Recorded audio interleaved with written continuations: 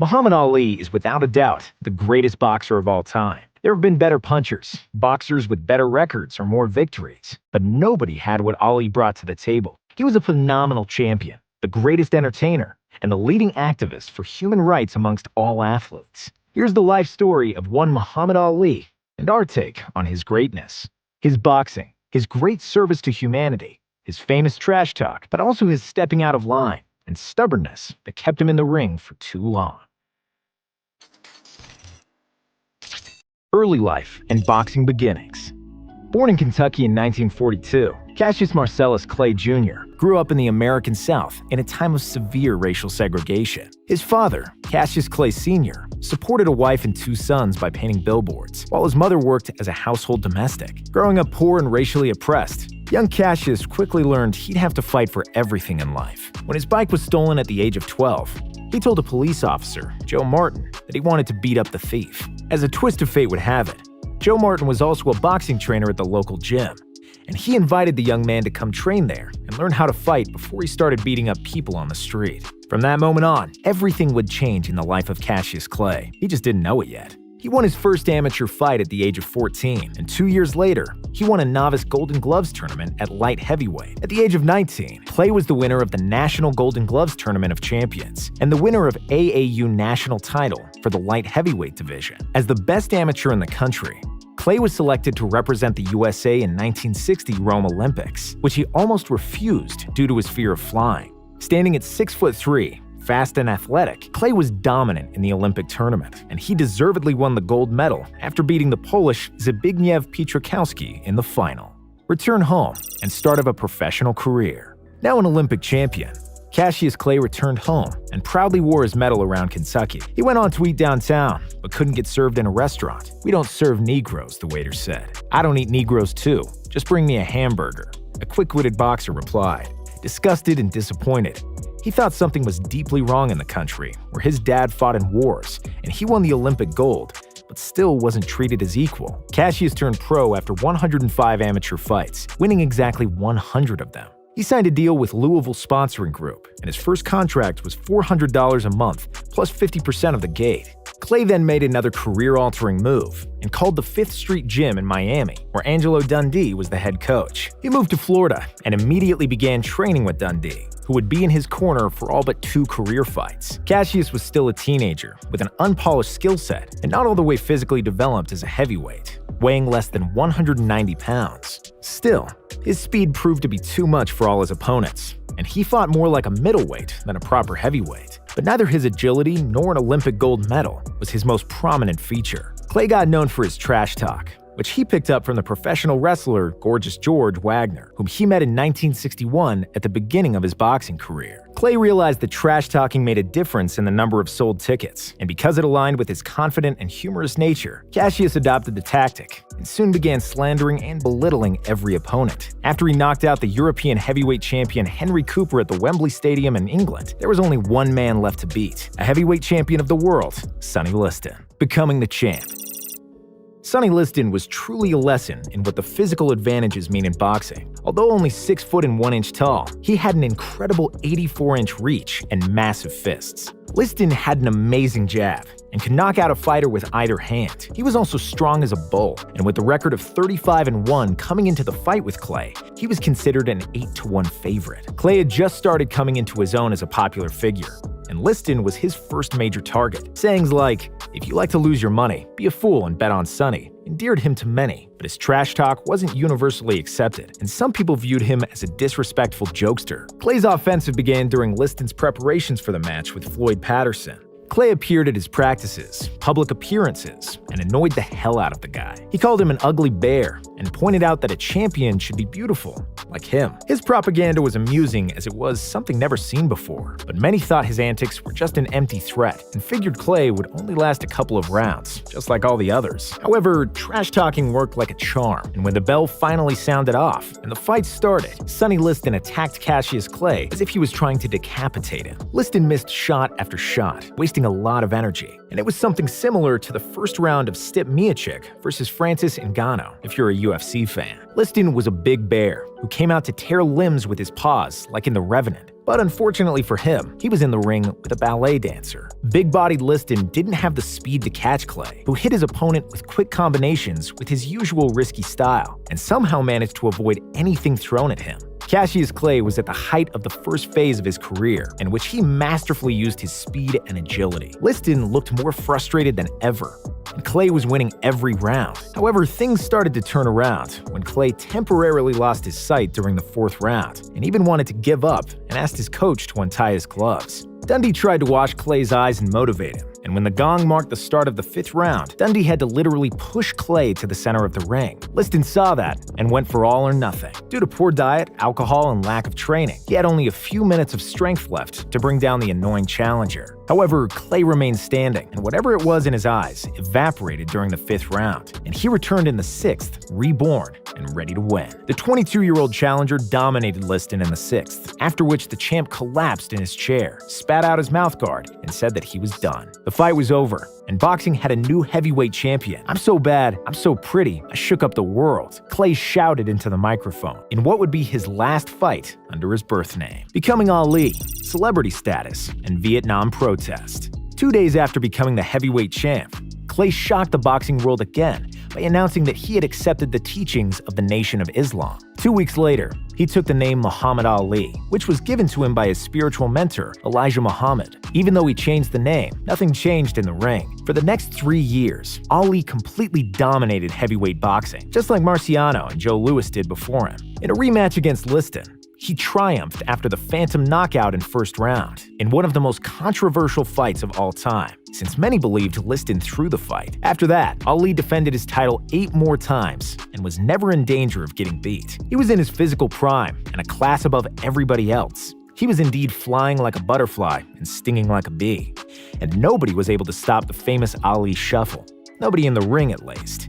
In 1967, citing his religious beliefs, Ali refused induction into the U.S. Army at the height of the war in Vietnam. Unlike most athletes who wouldn't dare speak up against the government, Ali was intelligent and brave enough to fight for his beliefs and not back down. "I don't want to quarrel with no Viet Cong. They haven't done anything to me. They never called me a n***."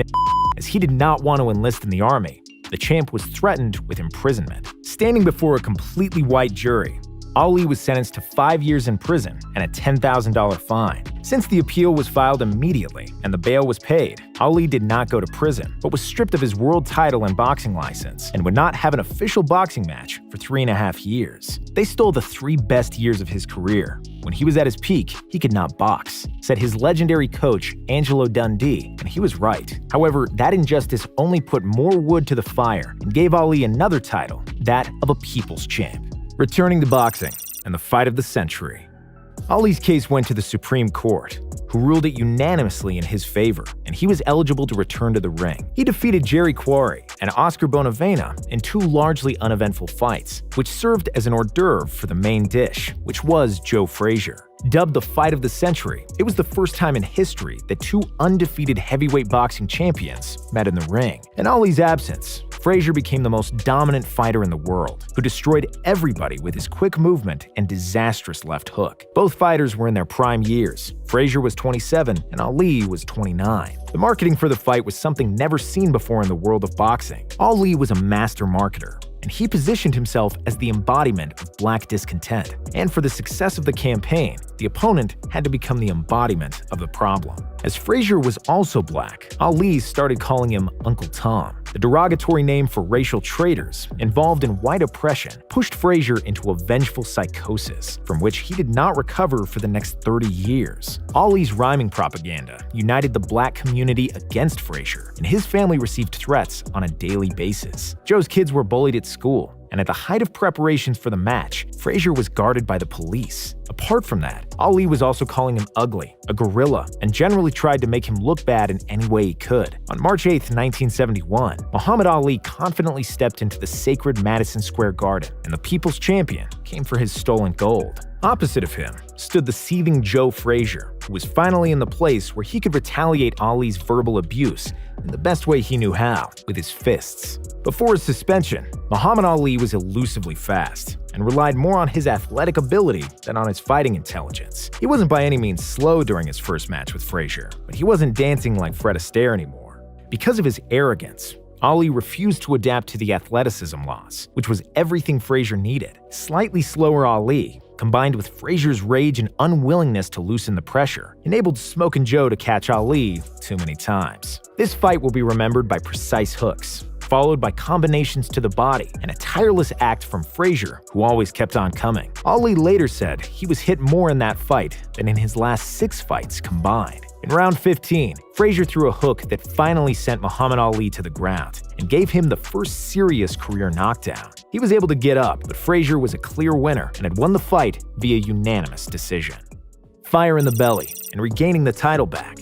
The loss to Frazier pissed Ali off. It changed his approach to life and sports and put him back on the road to the title. He built himself a rugged training camp near a lake in Pennsylvania to limit himself from the modern world's distractions and luxuries. Ali was more motivated than ever, and he trained twice as hard, running every day, chopping trees, and boxing. He was ready to right the wrong. In the next 2 years, Ali fought often and had won 10 fights in a row. Then in 1973, he suffered another loss to a little-known fighter, Ken Norton, who broke Ali's jaw in the second round en route to a 12-round upset decision. Ali downplayed his opponent and didn't take him seriously. Ali was often playing in the ring and would have his hands down or just shuffle around for a few rounds, not really throwing punches. Before the Norton fight, he didn't train properly and had spent more time with women than he did with Angelo Dundee. He had a nice little cushion around his belly, weighing more than 220 pounds. I've been winning fights so easily, and a man can get intoxicated, not only with narcotics or alcohol, but a man can also get intoxicated with greatness, and that's what happened. I was so good that I started to do things I wouldn't normally do, Ali said after the loss. Another L sobered him up again,